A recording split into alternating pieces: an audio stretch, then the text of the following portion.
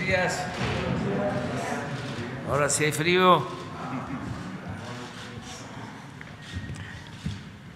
Helada, dirían por allá, por el sureste. Bueno, vamos a informar. Hoy es martes. Tenemos que dar a conocer todo lo relacionado con la pandemia.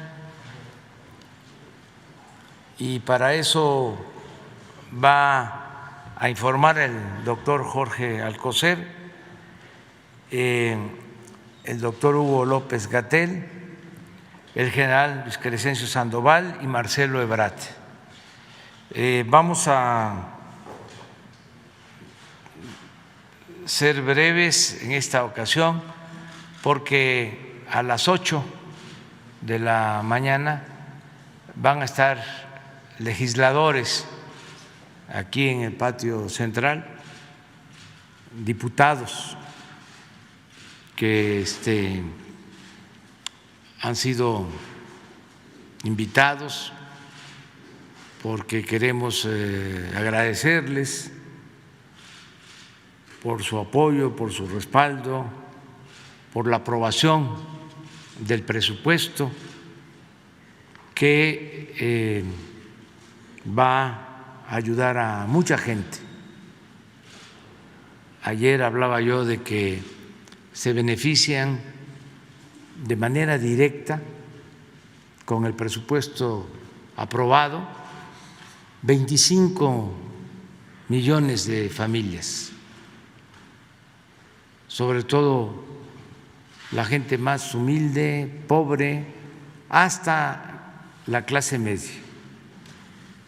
Y también nos beneficiamos todos, no solo los pobres, sino también los que tenemos más ingresos, todos los ciudadanos, porque esto permite que haya tranquilidad, que haya paz.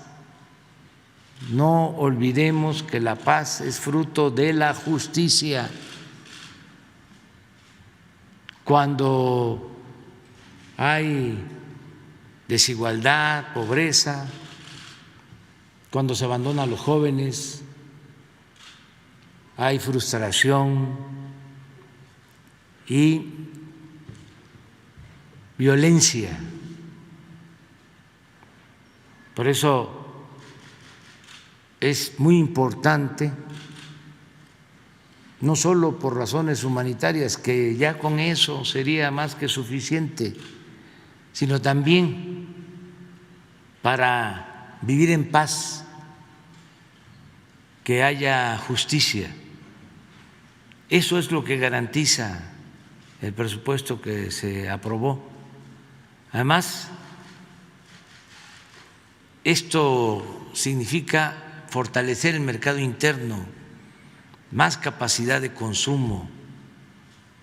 Cuando la gente no tiene más que para lo básico, y a veces ni siquiera para eso, pues se estanca la actividad económica, no se promueve la actividad productiva, no se promueve el comercio. Cuando hay circulante, cuando la gente tiene recursos, tiene ingresos, pues se beneficia la industria, se beneficia la actividad productiva, se beneficia el comercio. Eso ya está más que demostrado. Por si fuese poco, el presupuesto también contempla financiamiento para obras de infraestructura que son fundamentales.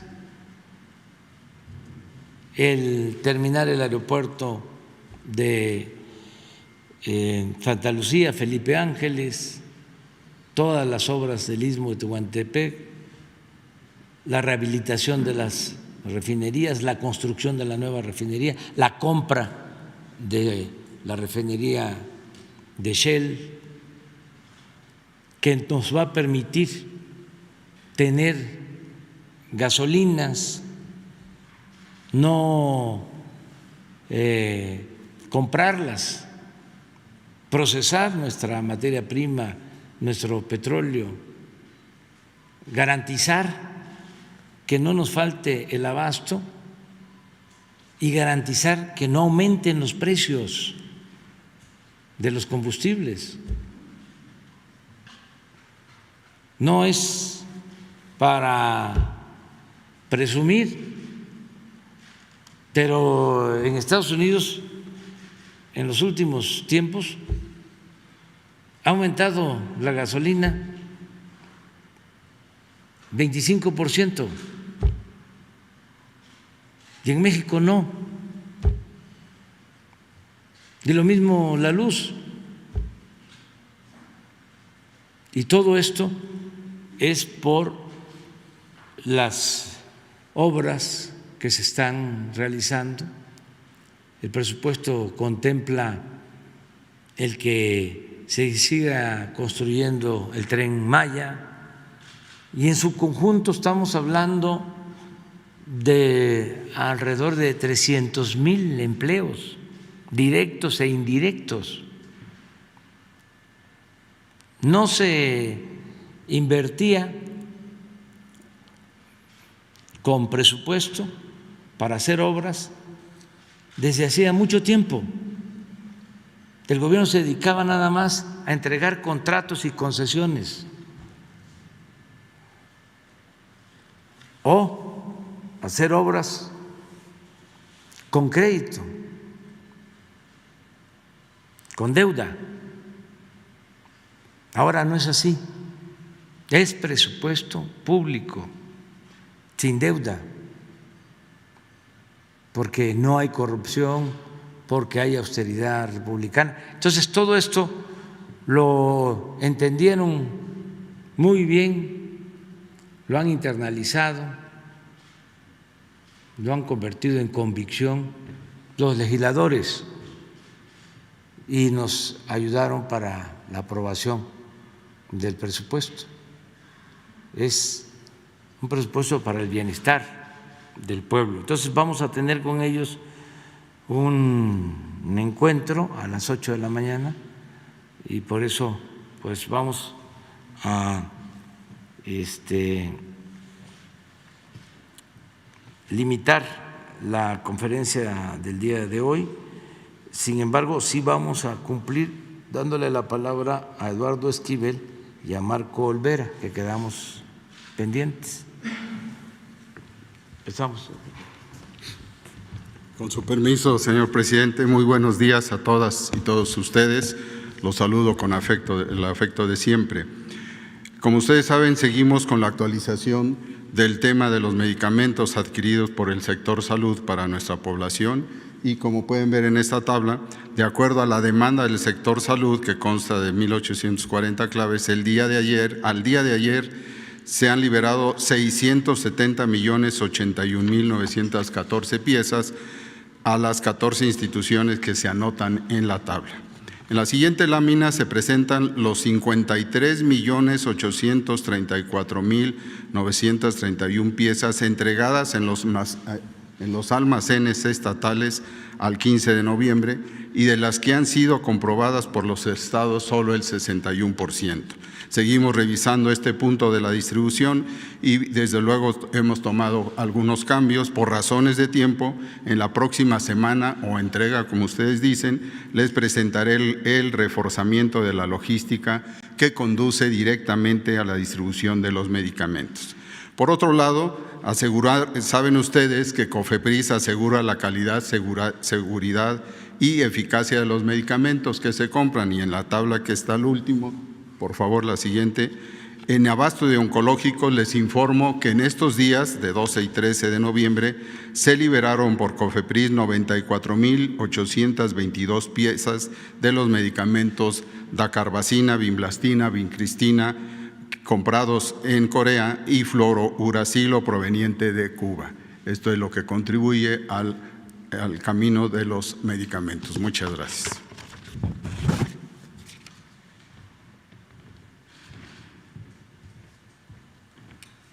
Con su permiso, presidente. Muy buenos días, secretarios. Buenos días tengan todas y todos ustedes.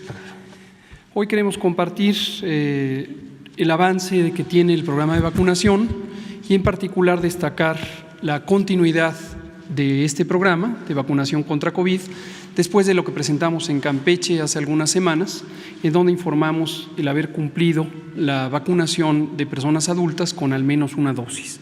Vamos a retomar sobre eso y destacar qué es lo que sigue, cuáles son los siguientes pasos y cómo continúa el programa. Si me pasan la primero vamos a dar una actualización. Hoy que estamos en la semana 46 del año, vemos aquí cómo a la semana 44 abrimos con una reducción de 7% en la incidencia de COVID. Estos son ya 16 semanas continuas de reducción. Ciertamente la reducción de esta semana no es tan importante como la ha habido en las semanas precedentes.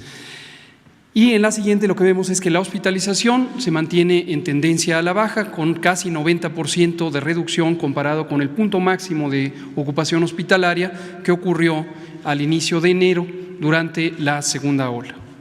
Pasamos a la vacunación y tenemos que 129,8 millones de dosis de vacuna contra el COVID han sido aplicadas. Esto corresponde a 75,5 millones de personas que ya han sido vacunadas. 84% de ellas tienen el esquema completo, 16 son esquemas de reciente aplicación y continuamos hasta completar la segunda dosis en todas las personas adultas. 84% es la cobertura general en todo el país. Hay 6 entidades federativas, como se puede ver en la gráfica, que tienen coberturas todavía por debajo de 80%. Y son en las que estamos haciendo el mayor énfasis de alcance de cobertura. Lo explicaré en medio minuto. En total hemos recibido casi 165 millones de dosis y eso nos permite ampliar el programa en las direcciones que a continuación mencionaré. Vamos a ver cuáles son los siguientes pasos. La estrategia de vacunación contra COVID-19 continúa. En este momento tenemos que terminar de cubrir las segundas dosis para toda la población adulta. Esto particularmente hay 15 estados, 372 municipios en donde estamos teniendo el alcance de cobertura en las dificultades que implica población dispersa. Destacamos esto, el compromiso ha sido desde el inicio no dejar a nadie atrás, a nadie a un lado, y las poblaciones dispersas es muy complejo llegar a ellas. Hay caseríos, hay comunidades que tienen menos de 1,000 habitantes, están muy dispersas territorialmente, pero vamos a llegar, estamos llegando a cada rincón del país. Lo segundo, expandir la cobertura en estas zonas rurales. Ha habido personas que de inicio no se quisieron vacunar o de inicio no pudieron desplazarse, por ejemplo, a las cabeceras municipales. Por eso ahora, a partir de brigadas móviles, de convocar en los puntos de atención del bienestar social, vamos a estar vacunando y ofreciendo la vacuna a todas, absolutamente todas las personas. Un tercer elemento son las embarazadas. Destacamos la importancia de la vacunación en embarazadas. En mujeres embarazadas el riesgo de COVID grave es mayor que en mujeres no embarazadas, lo mismo con la influenza.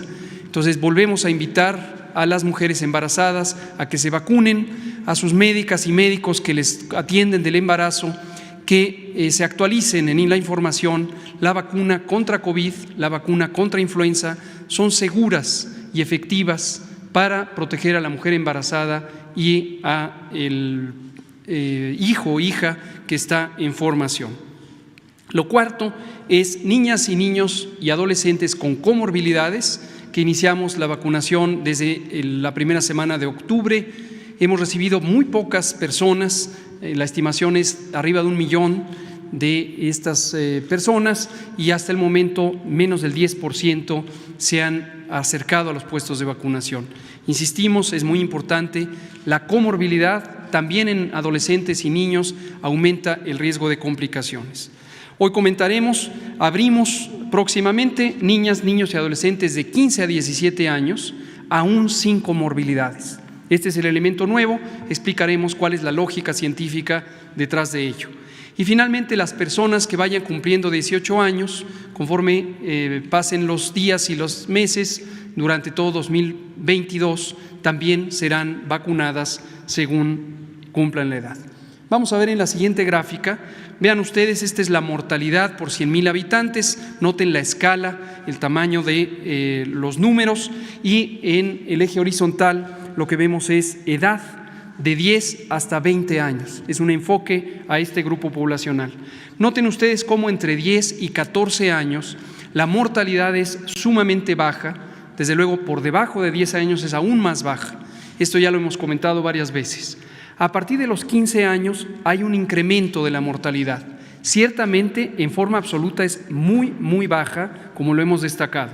Pero en comparación de estos dos grupos, de 10 a 14 y de 15 en adelante, aumenta progresivamente la mortalidad conforme aumentan los años de vida, la mortalidad por COVID. Esto se debe a distintos cambios que hay en el sistema inmune de las personas a partir de esa edad, y hace que empiecen a ser más susceptibles. Cuando se llega a los 18 años es aún más susceptible, y desde luego en el extremo de la vida la mortalidad es bastante mayor. Como lo vemos en esta gráfica, en donde mostramos además la diferencia de tener comorbilidades, es decir, enfermedades crónicas agregadas, diabetes, hipertensión, obesidad, enfermedad pulmonar y otras, que aumenta significativamente el riesgo de mortalidad COVID comparado con personas de las mismas edades que no tuvieran estas enfermedades crónicas. En verde se ve sin comorbilidad, en el color dorado con comorbilidad. Y lo que vemos también es que en las distintas edades, en la gráfica se muestra por grupos, desde 12 años hasta 60 y más, aumenta en las personas de mayor edad la mortalidad. Y vean ustedes la gran diferencia de mortalidad que hay entre las personas adultas y las personas adolescentes y niñas. Por esa razón es que hemos enfocado el programa particularmente a personas adultas. Pero ya vamos incorporando, cuando se entrecruzan los riesgos, a las personas que tengan esta magnitud de riesgo. La siguiente, por favor. También, para que la población tenga claridad, existe una preocupación totalmente genuina, totalmente válida, de madres y padres de familia sobre el riesgo en sus pequeños. Aquí mostramos la estadística oficial del INEGI sobre la mortalidad en 2020, donde ya está incorporado la mortalidad COVID. En 2020 murieron desafortunadamente un poco menos de 9,500 personas de 15 a 19 años. Y de ellas, solamente 249 murieron por COVID. En cambio, por otras causas, de la 1 a la 6, se suman 27 veces más muertes por esas otras causas si las comparamos con COVID. Y esto nos muestra que la mortalidad COVID, el riesgo de morir por COVID en la adolescencia es muy significativamente menor a otros riesgos muy comunes en esa edad. Esto para que las familias tengan claridad de que no es ni por asomo la causa más importante de complicaciones y muerte en esta edad. Muy distinto a las personas adultas mayores que afortunadamente han sido ya vacunadas. Termino comentando cuál va a ser el mecanismo. Es el mecanismo por el que hemos incorporado a todas las demás condiciones de riesgo. Primero adultos mayores o personal de salud, adultos mayores. También incorporamos a las mujeres embarazadas en mayo pasado y ahora incorporaríamos a niñas, niños de 15 a 17 años que no tengan comorbilidades, adicional a lo que ya está abierto. A partir de este viernes 19 de noviembre abrimos el preregistro en el portal mivacuna.salud.gov.mx. Es importante preregistrarse, eso nos ayuda a planear y después serían abriendo las unidades de vacunación por entidad federativa de acuerdo a estos grupos. Muchas gracias, presidente.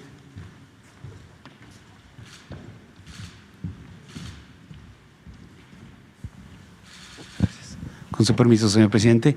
Continuamos con el informe de distribución de vacunas. Del 25 al 11 de noviembre arribaron a nuestro país vacunas de Pfizer, AstraZeneca, CanSino, Sinovac, Sputnik, un total de 31.404.808 dosis. Adelante. El viernes 29 de octubre se distribuyeron 4.312.760 dosis, por vía aérea 830.740. Se organizaron 2 rutas aéreas para cubrir 10 estados con aeronaves de la Fuerza Aérea Mexicana, y por vía terrestre un total de 3.482.020 dosis. Se asistieron a Incania Birmex 7 entidades para recoger sus vacunas y se organizaron 6 rutas de distribución para atender a 15 estados. Adelante. El día jueves 11 de noviembre se distribuyeron 8.432.896 dosis, por aire 1.095.590 dosis. De igual forma, 2 rutas aéreas para cubrir 8 entidades federativas con aeronaves de la Fuerza Aérea. En distribución terrestre, un total de 7.337.306 dosis. 7 entidades acudieron a Birmes a recoger sus vacunas y a 16 entidades se atendieron a través de 6 rutas organizadas con la seguridad de SEMAR, del Ejército y de Guardia Nacional. Adelante, en resumen, viernes y jueves se realizaron el transporte vía aérea de 1.926.330 dosis, por vía terrestre 10.819.326 y el total distribuido 12.745.656 dosis, cubriendo las 32 entidades federativas, con 85 escoltas de seguridad, el mismo número de movimientos terrestres, con 22 movimientos aéreos efectuados, con 25 horas de vuelo. El total general, 2.566 hombres empleados para esta actividad, 255 vehículos y 4 aeronaves. Es todo, señor presidente.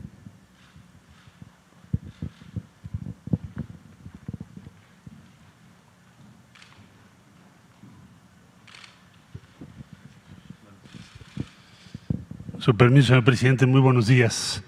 Rápida revisión de la estrategia que por instrucciones del presidente estamos siguiendo. Vamos a tener la 9ª Cumbre de Líderes de América del Norte. Como ustedes saben, va a ser el día jueves, Washington, D.C. Uno de los temas principales, la cooperación para hacer frente al COVID-19 y la seguridad de los 3 países en materia de salud, que es una de las grandes lecciones de lo que ha sido esta pandemia. Siguiente, por favor. Para enfrentar las consecuencias de la pandemia y prepararnos para el futuro inmediato, ¿de qué vamos a hablar? Trabajo regional para reconocimiento de todas las vacunas contra COVID-19 que han sido aprobadas por la Organización Mundial de la Salud en Estados Unidos, Canadá y México. Acciones conjuntas para proveer vacunas contra COVID-19 de América del Norte hacia América Latina y el Caribe. Estudio y desarrollo de producción en los 3 países de vacunas para el caso de COVID-19 y para futuras o probables otras enfermedades que podamos enfrentar. El día de hoy voy a recibir en la Cancillería a la ministra de Asuntos Exteriores de Canadá, que hizo el viaje para revisar la agenda conjunta. Vamos a tener reunión bilateral con el primer ministro Trudeau y también vamos a tratar de afinar nuestras posiciones respecto al COVID-19 y el futuro del que estoy hablando. La siguiente, por favor. Como recordaremos, con Estados Unidos hemos conseguido, tuvimos y estamos muy agradecidos por el respaldo para ventiladores y para vacunas, sean donaciones o préstamos o adelantos de vacunas. Y señalar que el día 8 de noviembre, como ya sabemos, se reabrió la frontera a partir de un planteamiento que hizo el presidente López Obrador. Tuvimos un incremento en el flujo de actividades no esenciales, o sea, todas las actividades turísticas, etcétera. Empezamos en 12%, luego 20%, 25% y ahora esperamos llegar al 60% para este fin de semana. La que sigue, por favor. Por último, en diciembre del año pasado empezamos a recibir vacunas de Pfizer, como ustedes recordarán, y vamos a llegar aproximadamente a 185 a un año de distancia, 185 millones de dosis, sean producidas en México o enviadas, importadas a México. ¿Sería cuánto, señor presidente?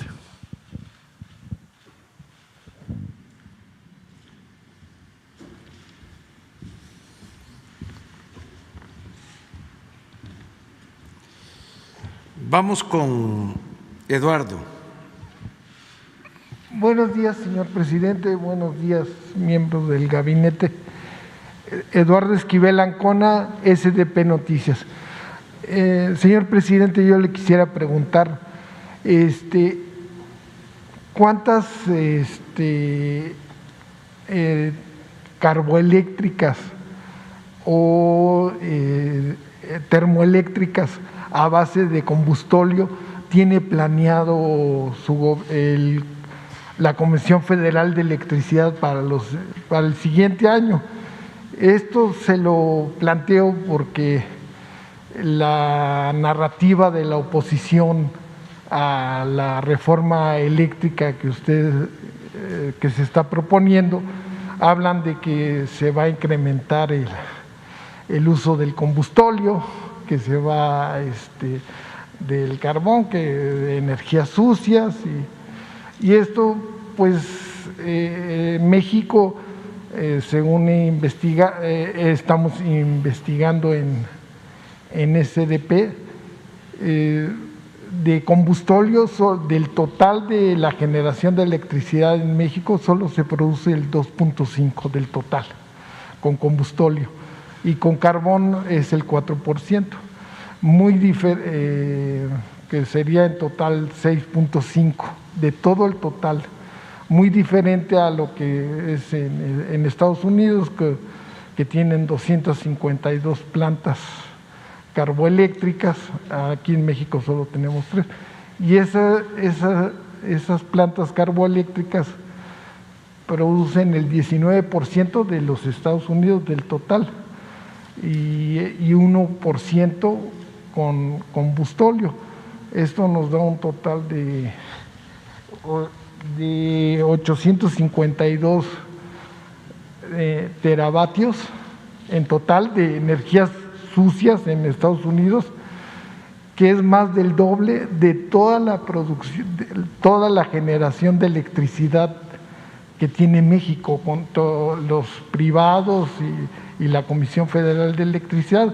Entonces, ese es lo que yo quisiera saber, si hay una propuesta para más termoeléctricas que usen combustóleo o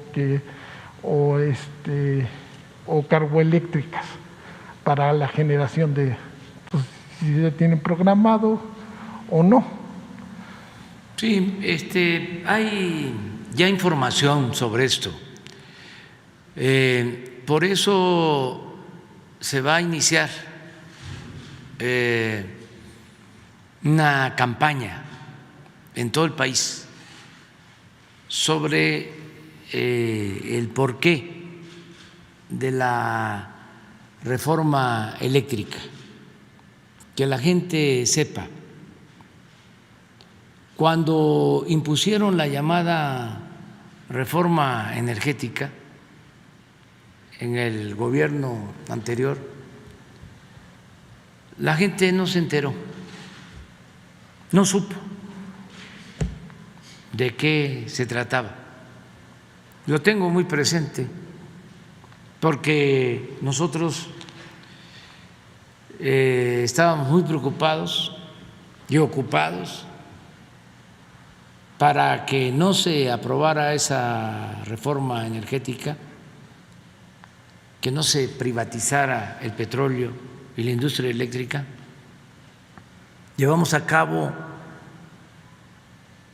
en 2 meses, recuerdo, como 10 concentraciones, 10 mítines.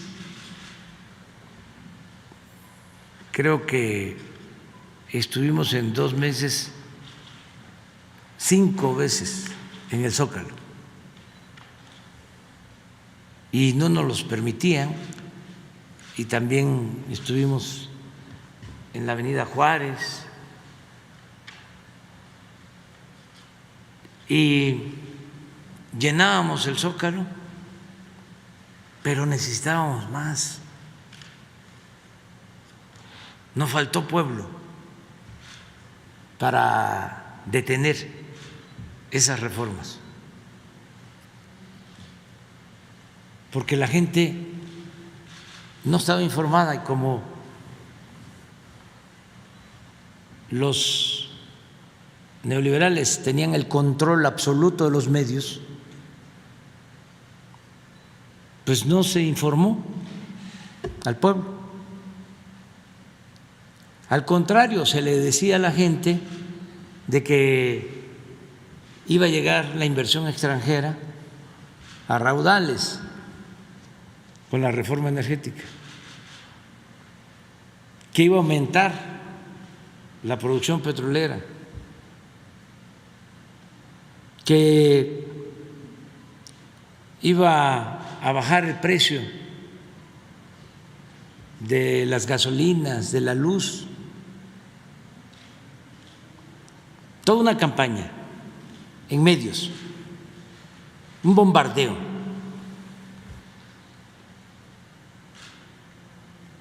Y llenábamos el Zócalo, pero la verdad, nosotros queríamos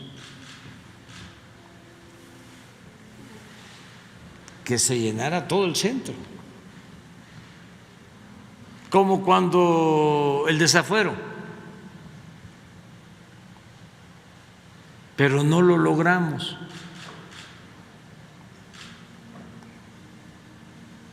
Porque no había información. Entonces, ese debate quedó pendiente. Es una asignatura pendiente. Y ahora queremos que la gente se informe, que no haya manipulación, porque estos corruptos sacaron la bandera de las energías limpias para hacer negocios sucios, y eso lo vamos a aclarar. Ya en el caso del petróleo está demostrado, 110 contratos se entregaron de grandes áreas para la explotación de petróleo, en tierra y en aguas someras. Y saben que de esos 110 solo están produciendo 2 de 110 contratos. Si fuese nuestra intención revocar esos contratos, esos convenios, esas concesiones, tendríamos elementos, porque engañaron de que iban a invertir. No invirtieron nada, nada. ¿Qué hicieron entonces con las concesiones? Las metieron al mercado financiero para especular. Y el que ganó una ronda, por ejemplo, cuñados de Carlos Salinas, que tenían una empresa, ganan esa empresa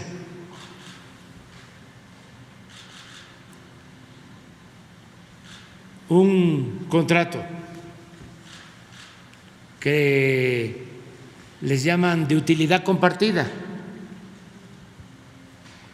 ¿Ustedes creen que se está explotando esa área, ese gran campo petrolero? No, vendieron acciones a un fondo de inversión. ¿Cuánto se ganaron con eso? Pura especulación.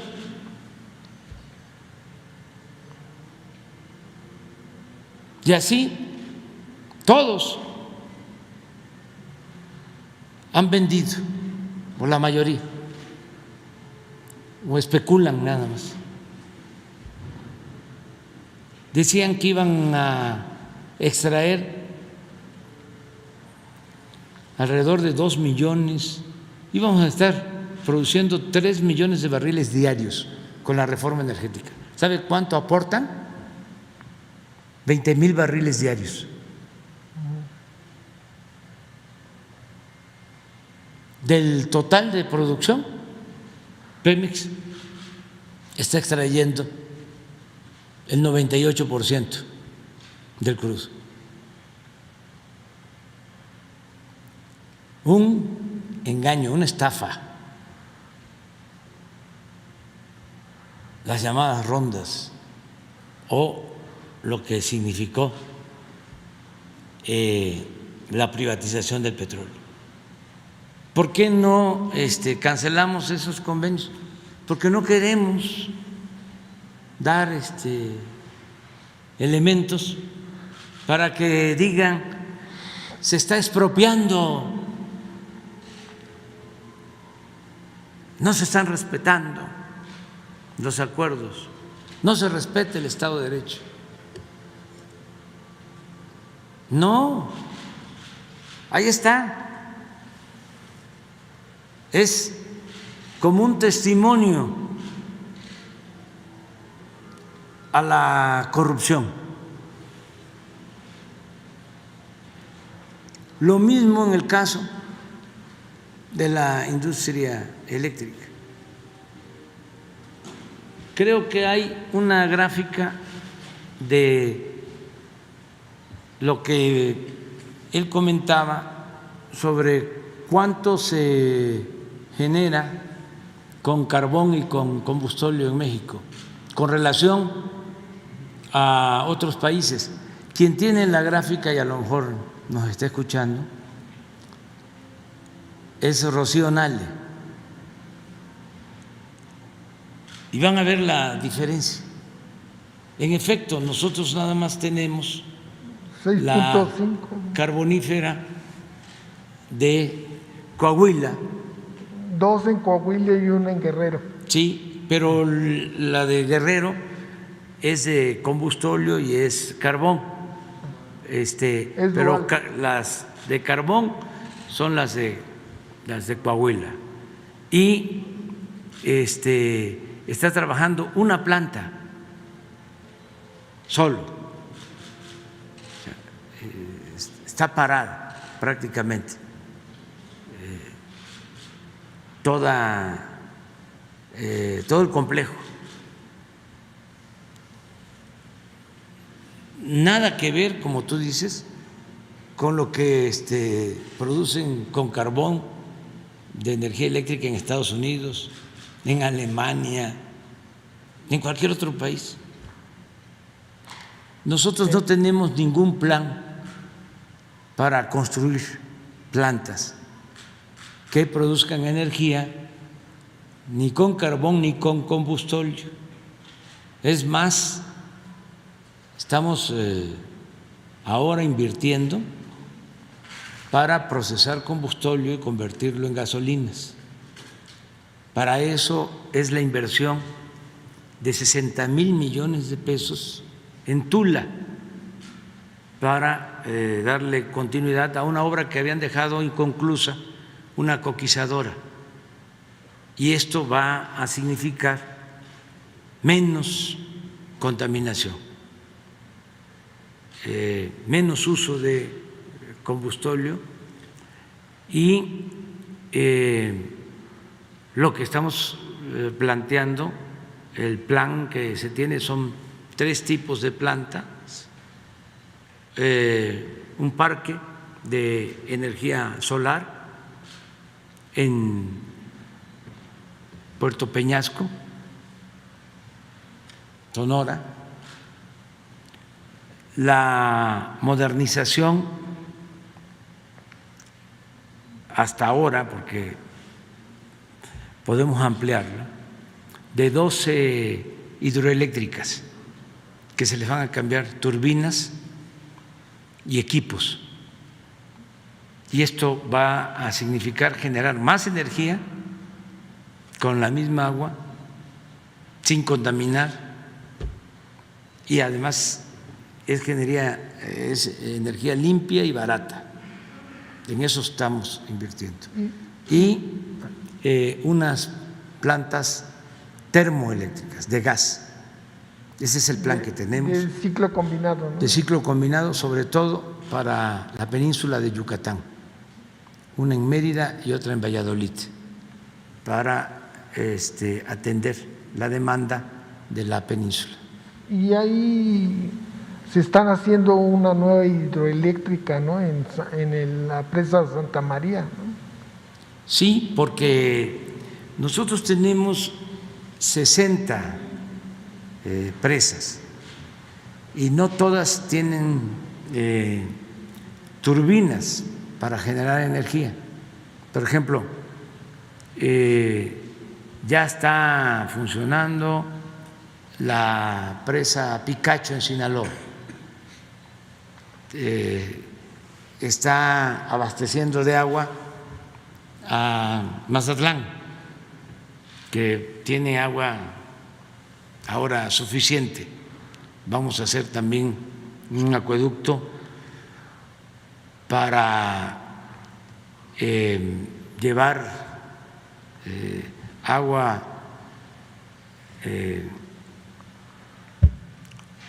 a otros municipios de Sinaloa, a Concordia, porque esto suele pasar. Ahí está la presa en el municipio de Concordia y en el municipio no hay agua. Entonces nos comprometimos a hacer el acueducto. Esto me tocó verlo también en Chiapas, en Chicoacén, poblado que está donde está la presa de Chicoacén, es Usumacinta, y no tenía agua en aquel entonces, teniendo el vaso de la presa. Entonces, pero no tienen equipo para generación de energía, y al instalar los equipos, las turbinas, con esa presa alumbramos Mazatlán, todo Mazatlán. Santa María sí, ya se está contemplando, o sea, no solo para riego, no solo para abastecer agua, controlar las avenidas, sino también para generar energía. Pero tenemos así, repito, 60 embalses que pueden ser utilizados. No hay daño ecológico, porque es un proceso mecánico. Se deja caer el agua y la fuerza del agua mueve turbinas, se genera la energía y sale el agua como entró, limpia. A la salida del agua de las presas hay pescado, hay pájaros. La opción mejor es esa, incluso mejor que las de ciclo combinado, Es que el porque dependen de gas y ahora hay incremento en el precio del gas. Por eso hay problemas en varios países, en Estados Unidos, porque ha aumentado el precio del gas. Si nosotros tenemos esa infraestructura que se construyó a lo largo de muchos años, grandes presas que están subutilizadas porque tienen turbinas de hace 40, 50 años, cambiando nada más el equipo, modernizándolas, tenemos más energía limpia y barata. Ese debe de ser el rumbo a seguir. Yo he estado insistiendo, porque primero era combustible para generar energía. Luego llegan las termoeléctricas y se van quedando en el abandono las hidroeléctricas. Y los técnicos y servidores públicos de las anteriores administraciones se fueron por las termoeléctricas, por el gas. Yo recuerdo que se hizo un complejo y plantas de generación con gas en Manzanillo, al mismo tiempo que compraron gas que iban a trasladar del Perú. Se lo compraron a Repsol en los tiempos de Felipe Calderón, un contrato de $25,000 millones. Repsol pues no tiene gas, porque en España no hay gas, pero actuaron como intermediarios y fueron a comprarle el gas barato al Perú, y para comprarles el gas en Perú dijeron que ya tenían amarrada la operación en México para que se les comprara el gas de Perú. Entonces se pactó un precio, porque el gas en ese entonces en Estados Unidos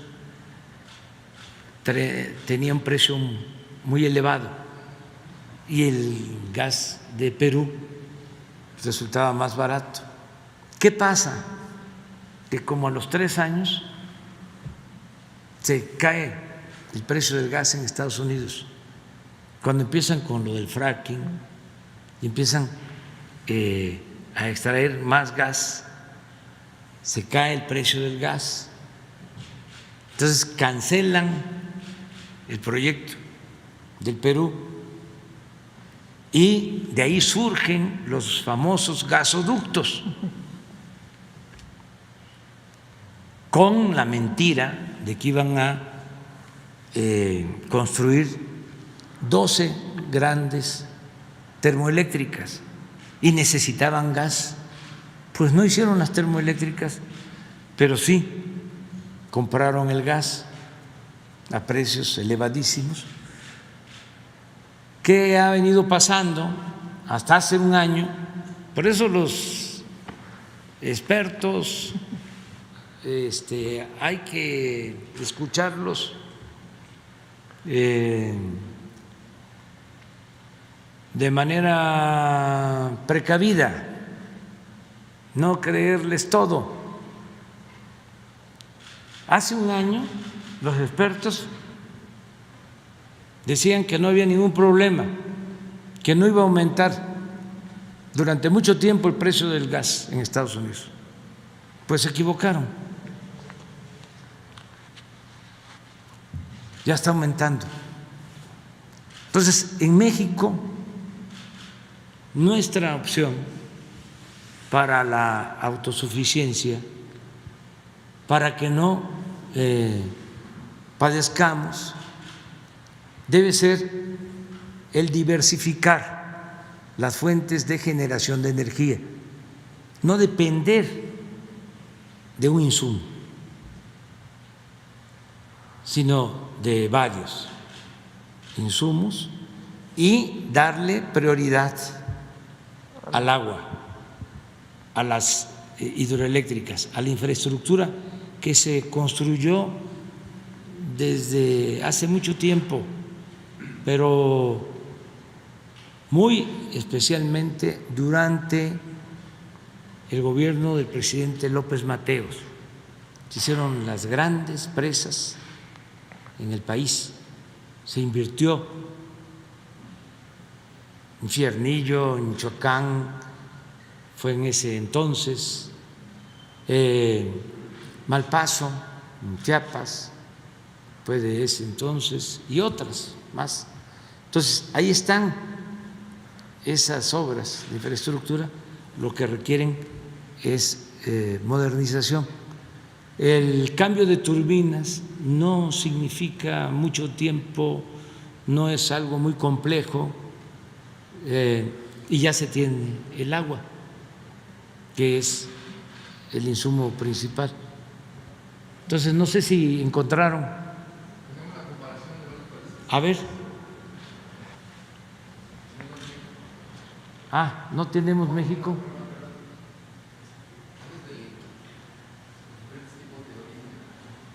Sí.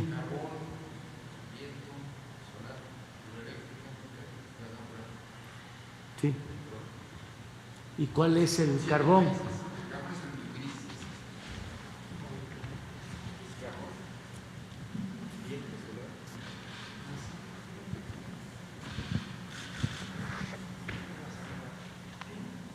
Este es carbón y este es gas natural.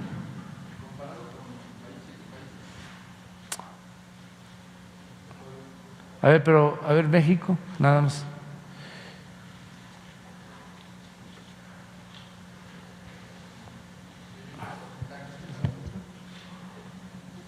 Nomás una aclaración.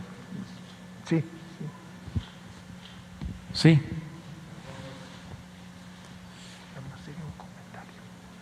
¿Y este qué? Este es carbón. No, ¿esta qué es? Combustóleo. Sí. Sí, pero no veo la hidro, es esta. Esta. Así estamos. A ver, pon Alemania nada más. Así como aleatorio.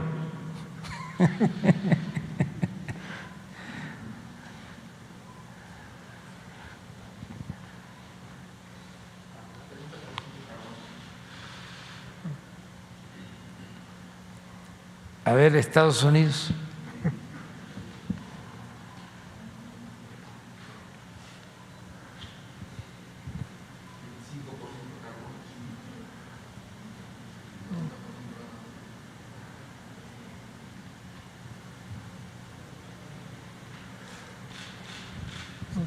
Esto lo vamos a ir informando para que cuando se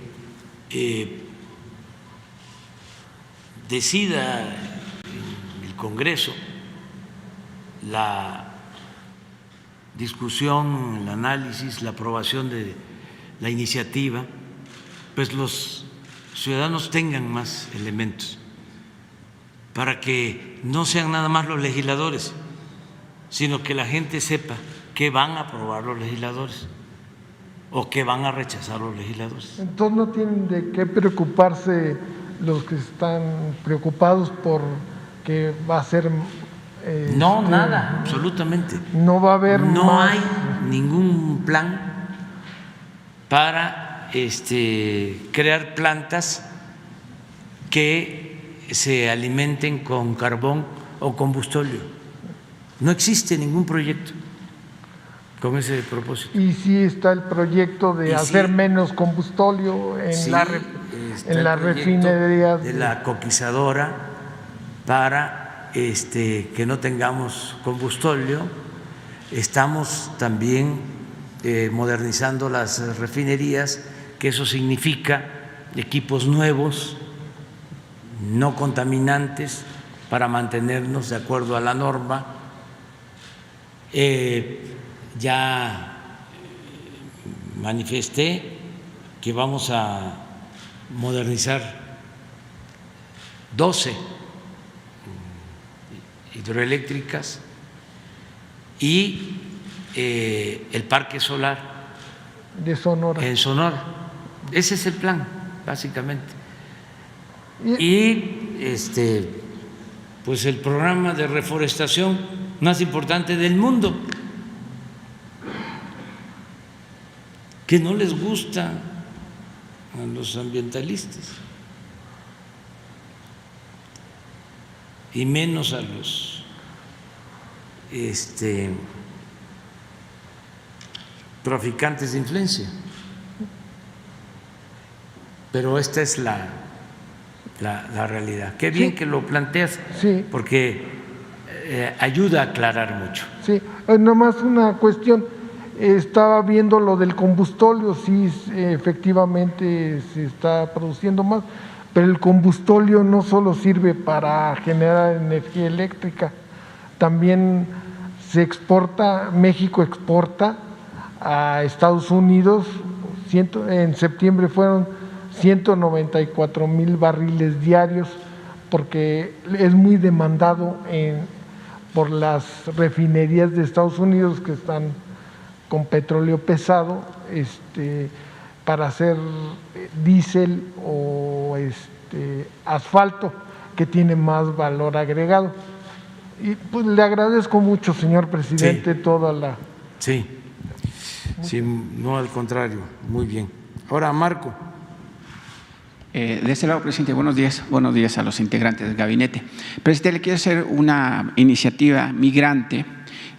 Su pasada presentación en la ONU con respecto a bienestar para el mundo, para apoyar a más de 750 millones de personas que padecen hambre.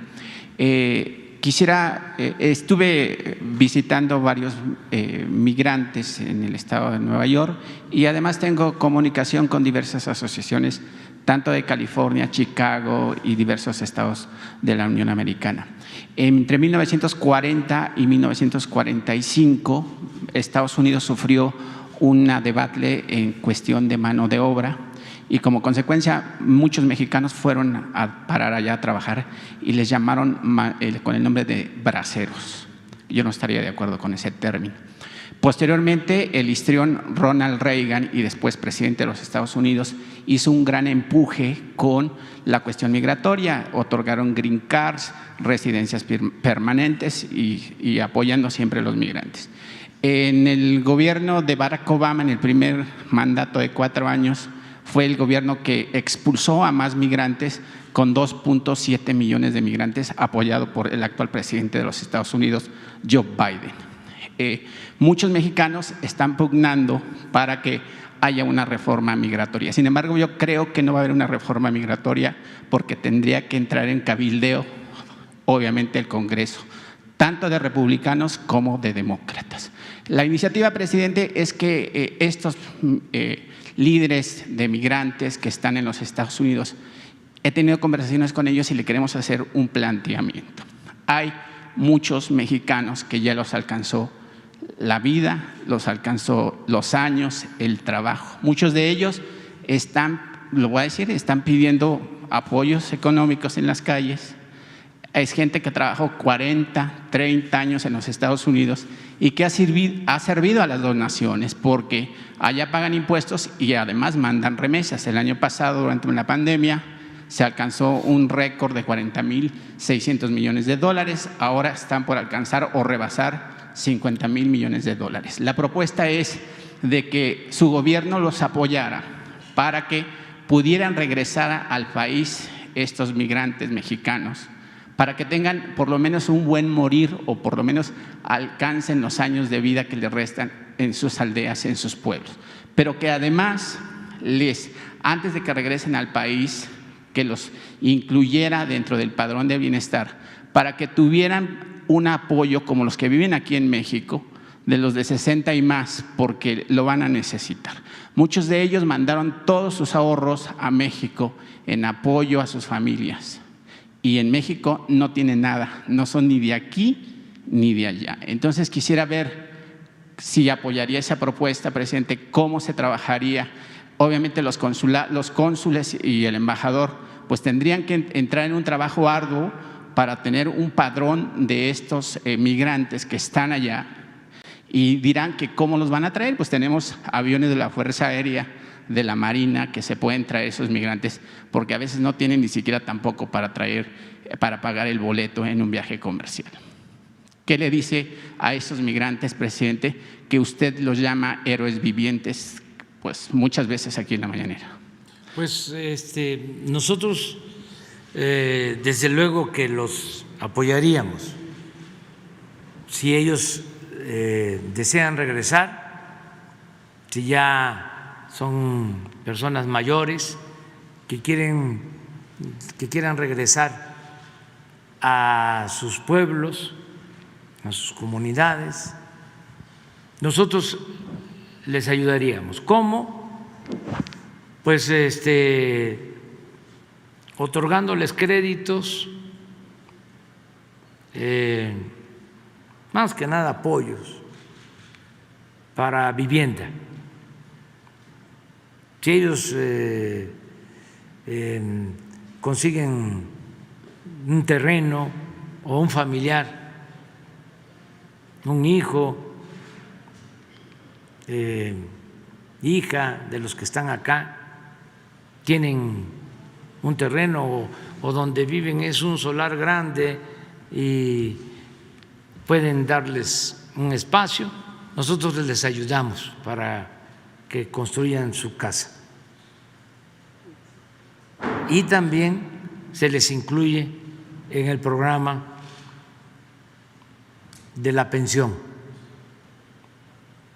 Que además no serían millones, presidente, porque la pensión que se le otorga a las personas mayores de 60 y más fluctúa. El año pasado, desgraciadamente, muchos perdieron la batalla contra el COVID. Se redujo a algunas personas inscritas en el padrón, otros ingresaron porque ya cumplieron con la edad que les beneficia para ese programa. Entonces, yo creo que el dinero de las arcas públicas del país sí alcanza, presidente, y yo soy partidario de que mejor se le entregue a la gente pobre que a las ratas de cuello blanco. Sí, eso se podría hacer y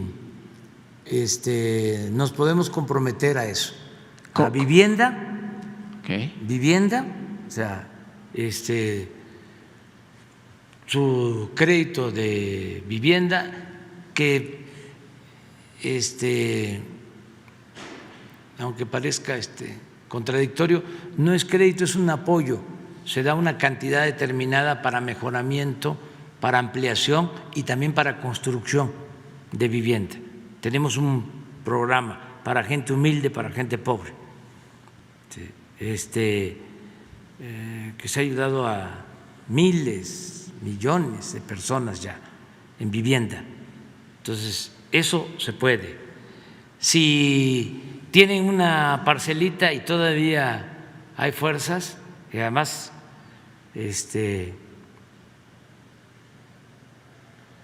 saben del campo y les gusta, porque eso es vida también, pueden participar en el programa Sembrando Vida. Si un familiar les da 1 hectárea, 2 hectáreas, ya se inscriben y reciben su jornal mensual para sembrar. Y lo tercero es la pensión, que va a ir aumentando, Sí. y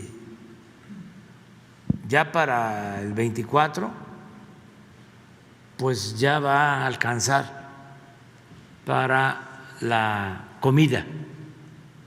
Se va a tener garantizada la comida del adulto mayor, que eso me llena de satisfacción. Por eso tomamos la decisión de ir incrementando para que en el 24 se garantice mínimo la alimentación. Si es una pareja de adultos mayores, pues van a tener garantizada su comida. Pero ¿cómo le haríamos con los migrantes que están en Estados Unidos? ¿Cuál es el compromiso de usted para empadronarlos o qué instituciones por ejemplo, estarían comprometidas? Que quienes están ayudando allá se pongan de acuerdo en los consulados y que le voy a pedir al secretario de Bienestar que nos presente un plan. Correcto, presidente. Para que se dé a conocer aquí, y si allá se inscriben, ¿sí?, de que quieren regresar, de que están en condiciones, los traemos, como tú lo dices, con los aviones de la Fuerza Aérea. La Fuerza Aérea. Entonces se vienen a sus pueblos con su gente, con su familia. Pero hay otra cosa que quiero también plantear, que lo hago aquí porque no lo puedo tratar tan abiertamente en Estados Unidos, por respeto a la soberanía de ese país. Yo creo que ningún presidente ha hecho un compromiso más profundo en beneficio de los migrantes que el presidente Biden. Él se comprometió 10 millones. a 11 millones, a regularizar la situación de 11 millones de migrantes. Nosotros vemos muy bien esa decisión y estamos conscientes, como tú lo acabas de plantear, que no depende solo del presidente. Solo opina. Depende del Congreso, depende de que esta iniciativa sea apoyada, respaldada por el Congreso, por legisladores del Partido Republicano y del Partido Demócrata. Si el presidente Biden presenta la iniciativa para la regularización de los 11 millones de migrantes, nosotros vamos a estar atentos, pendientes, dándole seguimiento, tomando nota de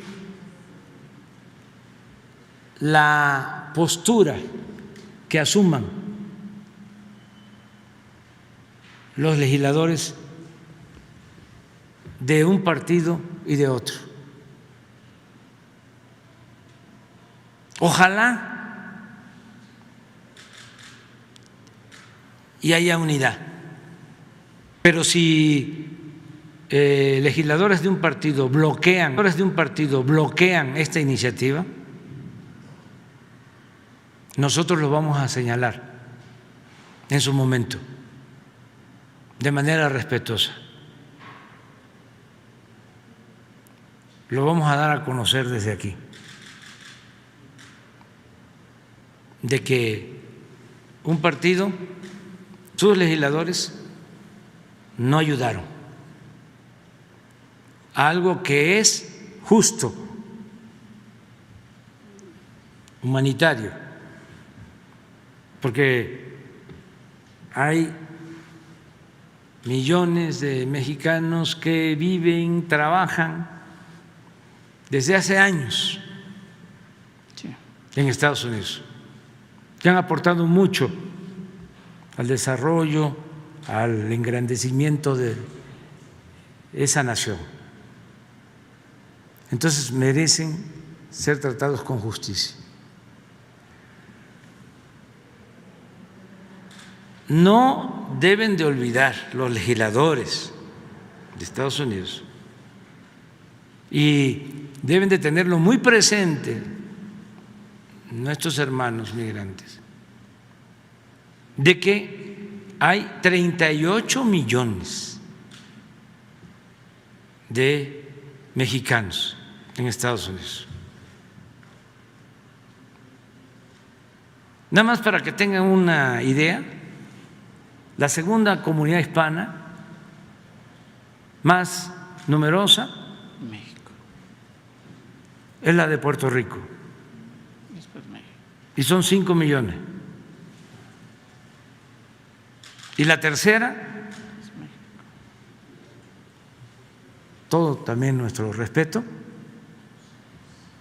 es la comunidad cubana, 4 millones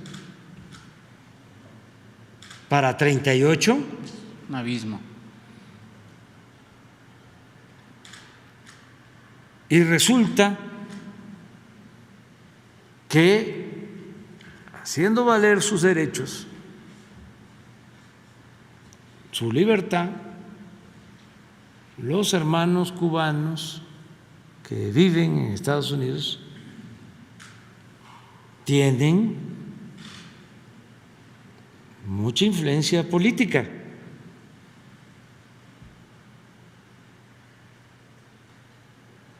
Estoy hablando de ciudadanos cubano-estadounidenses, pues así hay millones de ciudadanos estadounidenses mexicanos.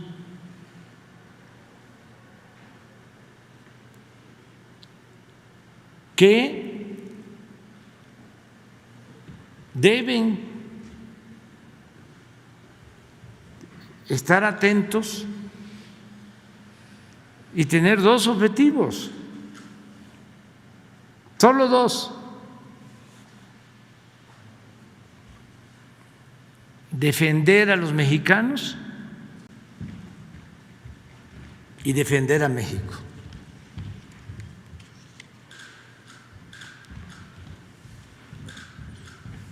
Actuando con respeto a las leyes de Estados Unidos, del país que les da albergue, que les da la oportunidad de salir adelante, y al país que también ayudan, contribuyen con su trabajo. Entonces, lo del asunto migratorio va a contar con nuestro apoyo, la iniciativa del presidente Biden. Y no es que en el Congreso no la aprobaron los legisladores de un partido. No va a quedar así, cuando menos lo vamos a decir aquí en la mañanera, ¿no? Sí, claro. Presidente, si me permite rapidísimo, 2 preguntas para sus funcionarios, el secretario de Relaciones Exteriores y Hugo López-Gatell. Secretario Marcelo, en la reciente visita del presidente, 2.500 personas salieron a las calles enfrente del edificio de la ONU para apoyar al presidente. Ayer dijo que pues la ultraderecha y los conservadores les faltaron asesores porque decían que les habían pagado $100 por ir a apoyar al presidente, pero también le faltó agregar, presidente, que los 8 o 7 personas integrantes de Frena fueron los que agredieron verbalmente a los compañeros que apoyaron su presencia en la ONU, y nuevamente pues Televisa, TV Azteca, Univisión, Telemundo pues no lo publicaron, no dijeron nada. Pero yo quisiera saber, canciller, además de los 47 países que ya se sumaron para la propuesta del presidente, ¿cuántos países más se han agregado? Y si usted ha entrado en un cabildeo con el resto del mundo para que esta iniciativa tenga un mayor eco a nivel mundial.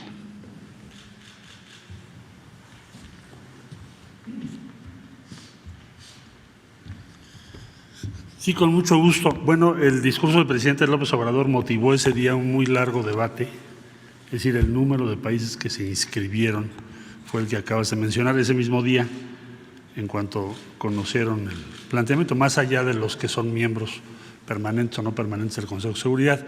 En síntesis, la instrucción que nos dio el presidente es presentar en la semana que inicia el día 22 de noviembre, o sea, la próxima semana, presentar ya el documento conceptual con los detalles correspondientes a todos los países representados en Naciones Unidas. En este momento tenemos interés ya de más de 100 países de participar o de formar parte o de aportar a este plan. Lo más relevante, la relevancia de hacer un planteamiento de esa naturaleza en el Consejo de Seguridad, cuando se lleva muchos años asumiéndose que la situación que el presidente planteó, así es, esa es la situación habitual, la normal, no se debería de discutir, ya lo sabemos. Entonces, un llamado ético de ese calado, de esa profundidad, pues, por supuesto que generó un gran interés en muchos países, y vamos a presentar ese plan, y desde luego aquí estaremos informando a los países que vayan a participar o que decidan participar en respaldo a la iniciativa del presidente. Gracias. Y al doctor Hugo López-Gatell, viene en Europa, algunos países, algunos medios de comunicación ya están divulgando que Europa vive una 4ª ola de COVID-19. En México, muchos medios de comunicación ya están, digamos, como buitres, porque pareciera que les fascina de que a México le vaya mal y que muchas personas pierdan la batalla contra el COVID. Está también, por supuesto, el tema de la influenza. No sé si en México estamos preparados, si llega esa ola con el tema de la vacunación, que obviamente ayuda mucho.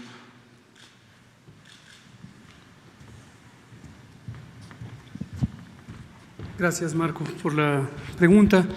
En breve, sí, efectivamente, la pandemia de COVID, como hemos comentado desde hace casi 2 años, desde que empezó, tiene fluctuaciones, a veces sube, a veces baja, las famosas olas, y esto ocurre de manera distinta en cada región del mundo, en cada continente o en cada subcontinente o incluso en cada país. Países que tienen mucha conexión de transporte de personas o intercambio de bienes pueden sincronizar sus epidemias por este flujo de personas, pero no necesariamente donde empieza a propagarse en un lugar se sigue como una ola todo el mundo en forma uniforme. Y eso se ve en la sincronía que hay en ese sentido. Respecto a México, siempre hemos dicho, mientras cualquier país del mundo tenga la epidemia, también México o también cualquier otro país que ya haya tenido un control parcial. Por eso es tan importante terminar de controlar la epidemia en todo el mundo, lo que nos lleva directamente a las vacunas. Por eso es tan importante vacunarse, hay que vacunarse. La vacunación ha demostrado ser además de segura, muy efectiva, reduce la mortalidad, el riesgo de hospitalización, el riesgo de COVID grave en más de 85 a 89%. Es una reducción muy sustancial. Vacunándose se está más protegido. Es importante también alcanzar altas coberturas de vacunación, por eso es importante que en todos los países se logre, y eso nos lleva a la situación mundial. Es muy importante lograr la equidad en la distribución de vacunas. Hay regiones del mundo que tienen todavía rezagos impresionantes y no han tenido acceso a vacunas. Y eso nos va a llevar a ir teniendo mayor estabilidad en la epidemia de COVID. Es probable que durante todo 2022 sigan altas y bajas en distintas partes del mundo. Finalmente, en México, con la experiencia acumulada, la capacidad de reconversión hospitalaria, en todo momento tenemos esa posibilidad, reexpandir el número de camas COVID si es que fuera necesario en caso de que hubiera un resurgimiento. La pandemia se puede acompañar de otras enfermedades epidémicas como la influenza, particularmente en estos meses desde octubre hasta marzo, y por alguna razón que ha sido afortunada, en México, al igual que en todo el hemisferio norte, ni en la temporada 2020-2021, ni en la actual, hasta el momento, hemos visto que exista alta intensidad de la influenza. Nada garantiza que permanezca así, pero hasta el momento no hay prácticamente actividad de la influenza. De todos modos, llamamos a vacunarse contra la influenza. Esto lo empezamos el 3 de noviembre y estará presente la vacunación contra influenza. Llamamos a vacunarse a las personas en mayor riesgo, incluyendo las embarazadas. Gracias. Pues ya, porque nos están esperando los diputados, diputadas y diputados, y ya tenemos que terminar. Informarles de que mañana la reunión de seguridad y la conferencia la vamos a dar en Cancún, en Quintana Roo. Vamos a llevar a cabo allá la reunión de seguridad y también la conferencia. El jueves pues no vamos a tener, ni el viernes, porque salimos a Estados Unidos. Están invitadas al desfile militar el 20 de noviembre, el sábado. Va a ser un gran desfile para recordar la revolución, como se hizo la revolución, a caballo y en ferrocarril. Y van a escenificarse a caballo las fuerzas revolucionarias, los zapatistas, los villistas, los carrancistas. Nos va a recordar mucho lo que fue ese gran movimiento transformador que permitió el que se llevara en México un gobierno, se inaugurara la etapa de gobiernos con el propósito de hacer justicia social, porque eso no existía en el Porfiriato. No se hablaba de justicia social, no existía eso. Entonces, la justicia social empieza a mencionarse y a llevarse a la práctica, a convertirse en realidad después de la Revolución Mexicana. Puede parecer una cosa menor, pero es muy profunda. Fue una gran transformación, beneficio del pueblo, de los campesinos, de los obreros, de la mayoría de los mexicanos. Entonces, no olvidar eso, porque nuestra historia nos aporta mucho. Cuando no se conoce bien nuestra historia o no se le da su lugar, se buscan ejemplos del extranjero y se olvida la importancia que ha tenido nuestra historia patria. Nada más imaginen en dónde hay dirigentes como Hidalgo, como Morelos, como Juárez, como Villa, como Zapata, como Madero, como el general Lázaro Cárdenas. Los hay en otros países, pero tantos como los héroes nuestros y tan extraordinarios.